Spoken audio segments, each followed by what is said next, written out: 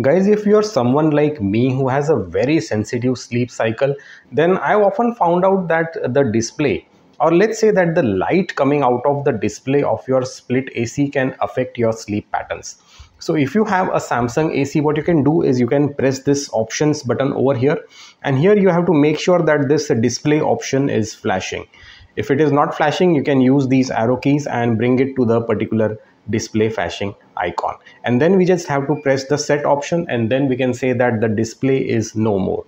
So if you are having problems with trying to sleep with an air conditioner running, then make sure to try this option and let me know in comment section below how was your experience with respect to this thing. Guys, this is my Samsung WindFree 1.5 ton, and along with this model I have provided affiliate buying links for variety of latest air conditioners for your convenience in the first comment or in the description section below. Make sure to check them out.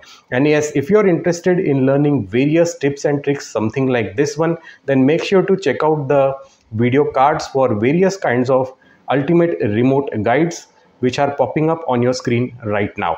Take care and have a nice day, guys.